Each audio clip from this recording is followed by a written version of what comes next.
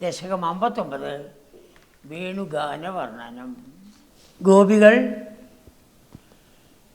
ഭഗവാനെ ദിവസേന കണ്ടുകൊണ്ടിരിക്കുന്നു.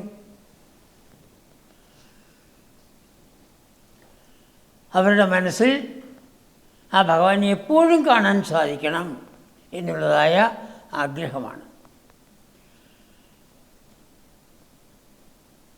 ആ ഭഗവാന്റെ ശരീരത്തിനെ ഒന്ന് കെട്ടിപ്പിടിക്കണം, ആലിംഗനം ചെയ്യണം. ത്വദ്ബപുർ നവകളായ കോമളം. ഹേ ഗുരുവായൂരപ്പ, അങ്ങയുടെ ആ ശരീരം പുതിയ കാശാമ്പൂ പോലെ മനോഹരം. പ്രേമദോഹനം, പ്രേമം അങ്ങനെ എപ്പോഴും ചൊരിഞ്ഞുകൊണ്ടിരിക്കുകയാണ്. പ്രേമം സ്നേഹം, എല്ലാവരിലും സ്നേഹം. അശേഷമോഹനം, എല്ലാവരെയും മോഹിപ്പിക്കുന്ന.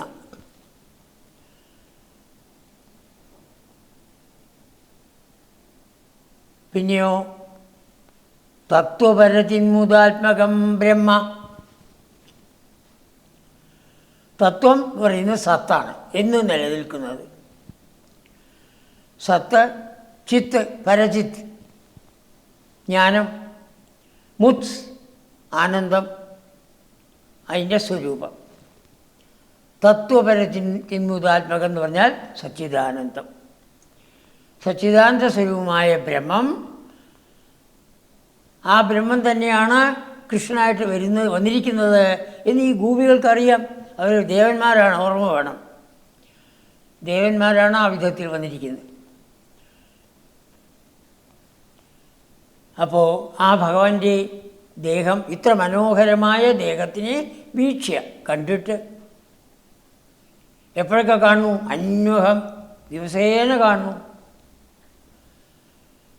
ആ ഗോപികളെല്ലാവരും, സ്ത്രീഹ എല്ലാവരും, കല്യാണം കഴിക്കാത്തവരും കഴിച്ചവരും എല്ലാവരും സമ്മുമുഹോ, അത്യന്തം മോഹിച്ചു പോയി, പരവശരായിപ്പോയി. ആ ഉണ്ണിയെ വിട്ട് ജീവിതം കഴിക്കാൻ വയ്യാത്തൊരവസ്ഥയായി നടത്തും. അപ്പോൾ ഭഗവാന്റെ ആ ശരീരത്തിൻ്റെ മനോഹാരിത നമുക്ക് നവകളായ കോമളം പ്രേമദോഹനം അശേഷമോഹനം. നമുക്ക് കാണാൻ പറ്റിയതാണ്. അയാമ്പൂ പോലെ മനോഹരമായത്. പ്രേമത്തെ ചൊരിയുന്ന ആ സ്നേഹം അധികം കാണിക്കുന്നുണ്ട്. പിന്നെയോ എല്ലാവരെയും മോഹിപ്പിക്കുന്നതാണ്. അത് നമുക്ക് കാണാൻ പറ്റിയത്. കാണാൻ പറ്റാത്തതാണ് തത്വപരതിന്മുദാത്മകം ബ്രഹ്മ. അപ്പോൾ അജ്ഞാനികളായ നമ്മൾക്കും ജ്ഞാനികളായ ഋഷീശ്വരന്മാരെയും ഒരേപോലെ അനുഗ്രഹിക്കുന്നതാണ് ഭഗവാന്റെ രൂപം. ഇതാണ് നമ്മളെ സംബന്ധിച്ചിടത്തോളം നവകളായ കോമളം പ്രേമ ദോഹനം അശേഷമോഹനം, ഇതാണ് നമ്മൾ കാണുന്നത്. എന്നാൽ ജ്ഞാനികളെ സംബന്ധിച്ചിടത്തോളം അവർ കാണുന്നത് ആത്മാവിനെയാണ്. തത്വപരതിന്മുദാത്മകം ബ്രഹ്മ. ഈ ഉണ്ണി സച്ചിദാനന്ദ സ്വരൂപനായ ബ്രഹ്മം തന്നെയാണ് എന്നവർ കാണുന്നു. അങ്ങനെ അശേഷമോഹനം, എല്ലാവരെയും മോഹിപ്പിക്കുന്നത്, ജ്ഞാനികളെയും അജ്ഞാനികളെയും രണ്ടുപേരെയും മോഹിപ്പിക്കുന്ന ആ ഭഗവാന്റെ രൂപം കണ്ട് അവർക്ക് എന്താ ചെയ്യേണ്ടത്? സ്ത്രീകളെ സംബന്ധിച്ചിടത്തോളം അവർ മോഹിച്ചു പോയി, അവർ പരവശരായി. പരൻ ഭഗവാനാണ്, ഭഗവാന്റെ വശത്തായി. അതാണ് പരവശ, പരൻ്റെ വശത്തായി. ശ്ലോകം 2. മന്മഥോന്മഥിതമാനസാഹ. മന്മഥനാൽ മഥിക്കപ്പെട്ട മനസ്സ്, അതാണ് മന്മഥൻ. നമ്മുടെ മനസ്സിനെ മഥിക്കുന്നവനാണ്. മനോ മധ്നാദി ഇതി മന്മനഃ. മന്മഥഃ മനഃ മധ്നാദി, മനസ്സിനെ മഥിക്കുന്നു. അതുകൊണ്ട് മന്മഥൻ. മന്മഥനാൽ ഉന്മഥിതമായ, മഥിക്കപ്പെട്ടതായ മനസ്സോടുകൂടിയവരായി അവർ എല്ലാവരും.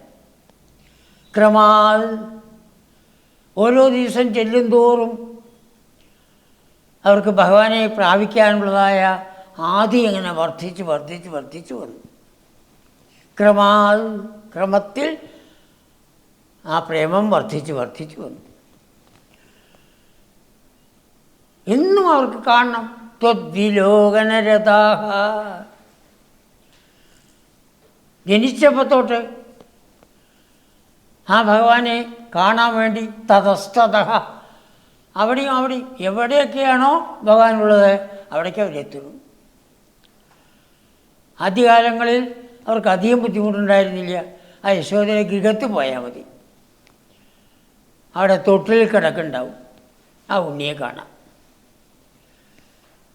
ഒരു 2 വയസ്സാകുമ്പോഴേക്കോ അടുത്ത വീടുകളിലേക്കായി, പാടങ്ങളിലേക്കായി, കുളത്തിൻ്റെ ചുവട്ടിലേക്കായി, ആൽച്ചുവട്ടിൽ കളിക്കാൻ പോവുകയായി. അങ്ങനെ എന്നാലും അവരവിടെ എത്തും. തതസ്തതഃ അവിടെ എവിടെ ഭഗവാനുണ്ടോ അവിടെ. ത്വദ്വിലോകനരതാഹ, ഹേ ഗുരുവായൂരപ്പ, അങ്ങയെ കാണാൻ വേണ്ടി അതിൽ തന്നെ രതിയുള്ളവരായി, തൽപരരായി. ഗോപികാഹ, ആ ഗോപികൾ ഇപ്പം 5 വയസ്സായപ്പോൾ എന്തുണ്ടായി? മാട്ടുകളെ പശുക്കളെ മേയ്ക്കാൻ വേണ്ടി പോണു. തവനസേഹിരേ, അവർ സഹിച്ചില്ല. അത് അങ്ങയുടെ ഈ മാട്ടുകളെ മേയ്ക്കാൻ പോകുന്നത് കൊണ്ട് സഹിച്ചില്ല. കാനനോപഗതിമപ്യഹർമുഖേ, കാനനത്തിലേക്ക് ആ ഭഗവാന്റെ പോക്ക് എപ്പോൾ? അഹർമുഖേ, പ്രഭാതത്തിൽ, ദിവസത്തിൻ്റെ ആരംഭത്തിൽ, പ്രഭാതത്തിൽ. ഓരോ ദിവസവും 6 മണിക്ക് ഭഗവാൻ പശുക്കളോടുകൂടി, കുട്ടികളോടുകൂടി വേണ്ട സാധനങ്ങളെല്ലാം എടുത്തുകൊണ്ട് ആ കാട്ടിലേക്ക് പോകുന്നുണ്ട്. അവർക്ക് സഹിച്ചില്ല. എങ്കിലും എന്താ ചെയ്യുക? ഒന്നും ചെയ്യാൻ പറ്റില്ല. അപ്പോൾ അവരെന്ത് ചെയ്യും? ആ ഭഗവാൻ വരുന്ന സമയം അറിയാം. ഭഗവാൻ ഓടക്കുഴലിൽ അവരെ അറിയിക്കുകയും ചെയ്യും. അവരവരുടെ വേലിച്ചുവട്ടിൽ വന്ന് ഭഗവാനെ കാണുന്ന, അവൻ പോകുന്നത് വരെ നോക്കിക്കൊണ്ട് നിൽക്കും. അത് കഴിഞ്ഞ് കാട്ടിലെത്തിക്കഴിഞ്ഞാലോ വേണുനാദമുപകർണ്യ, ഭഗവാൻ കാട്ടിലെത്തി അവരെ കേൾപ്പിക്കാൻ വേണ്ടി വളരെ ദൂരത്തിൽ നിന്ന് വേണുനാദം മുഴക്കും ഭഗവാൻ. അത് അവർക്കെങ്ങനെയാണ്? ഉപകർണ്യ, അടുത്ത്, ഭഗവാൻ അടുത്തുള്ള പോലെ തോന്നും. കാട്ടിൻ്റെ ഉള്ളിൽ എത്രയോ ദൂരത്തിലാണ് ഭഗവാൻ ഓടക്കുഴൽ വായിക്കുന്നത്. പക്ഷെ അവരെ സംബന്ധിച്ച് അത് ഉപകർണ്യ, സമീപത്ത് ഭഗവാൻ വായിക്കുന്നതായിട്ട് തോന്നും. അപ്പോൾ അവരെല്ലാവരും കൂടിയും ഏതെങ്കിലും ഒരു വീട്ടിൽ ഒന്നിച്ചു കൂടും. ത്വദ്വിലാസകഥയാ, ഭഗവാന്റെ ലീലകൾ, വിലാസങ്ങൾ, അതിലുള്ളതായ കഥകൾ അതെല്ലാം ചേർത്ത് അഭിരേമിരേ പറഞ്ഞ് രമിക്കുക പതിവാണ്. കാനനോപഗതിമപ്യഹർമുഖേ, അങ്ങനെ കാനനത്തിലേക്ക് പോകുന്നത് അവർക്ക് ഇഷ്ടമായില്ല എന്ന് പറഞ്ഞ് 2ാമത്തെ ശ്ലോകം അവസാനിച്ചു. നിർഗതേ ഭവതി ദത്തദൃഷ്ടയഃ, എപ്പോൾ ഭഗവാൻ ഗൃഹത്തിൽ നിന്ന് പുറപ്പെട്ടുവോ, ദത്തദൃഷ്ടയഃ, ഭഗവാനെ തന്നെ നോക്കിക്കൊണ്ട്, ദത്തദൃഷ്ടയഃ, നൽകപ്പെട്ട ദൃഷ്ടിയോടുകൂടിയവരായി. ത്വൽഗതേന മനസാ, അങ്ങയിൽ തന്നെ മനസ്സിനെ അർപ്പിച്ചുകൊണ്ട്.